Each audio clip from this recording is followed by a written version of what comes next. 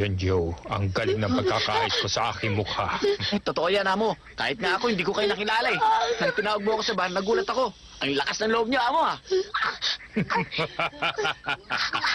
Siya nga pala, Hill. Tumingin ka sa labas para makatiyak tayo na wala nakakita sa ating pagpasok dito. Baka malagay tayo sa alanganin. Mahirap na.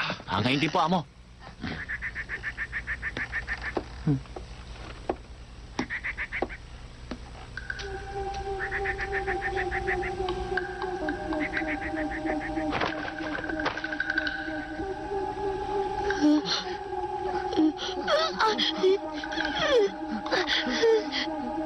Ano ba?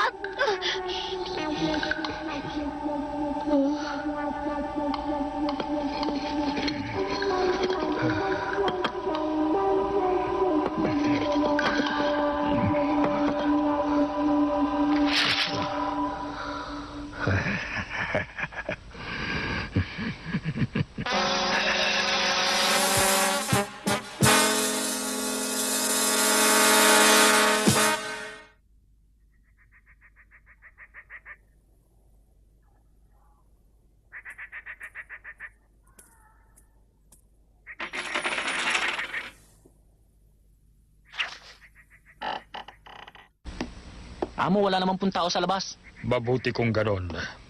Ganun pala. Dito nyo pala tinatago ang inyong pera, amo ha. Tama ka. At ngayon, narito ang iyong kaparte. Naku, amo, maraming salamat. Salamat. Sandali, amo. Ano naman ho ang gagawin niyo sa balutang yan?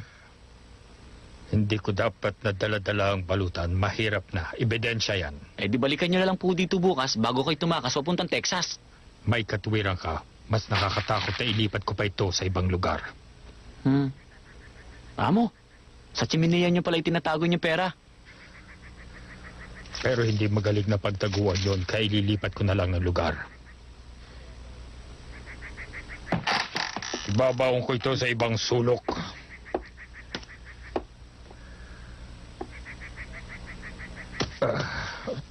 Kailangan maghukay tayo.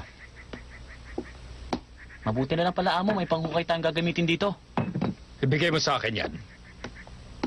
Hindi, amo, ako na lang. Hindi. Ako na maghukay.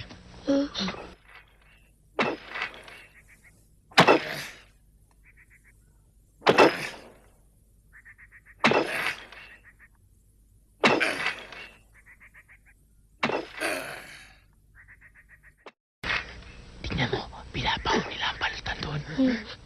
Bukain naman natin pag alis nila, Tom.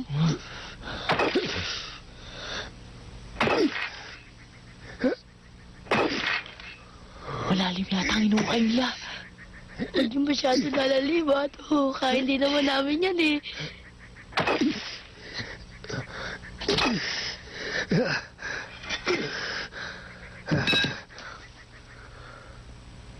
Bakit po, amo? Ano yun?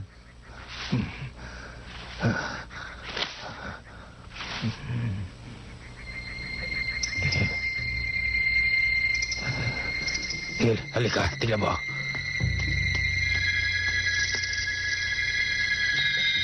Ayan. Ano po kaya ito? Isang kahon na binaon sa lupa. Ano kayang laman yan? Baka naman po isang kahon na punong-puno po ng ginto.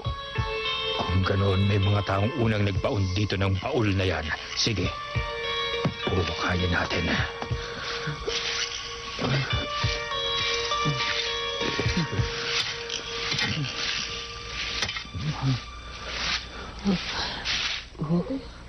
Halika, buhatin natin.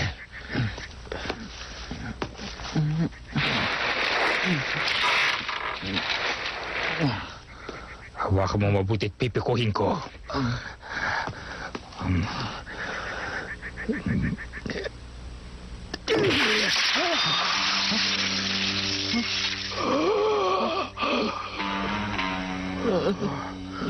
Ginto, amo! Mga perang ginto ito, amo!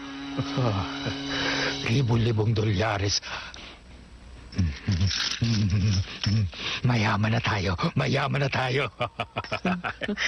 Ang galing nga mo. Napakagaling. Hindi na ito isang pangarap.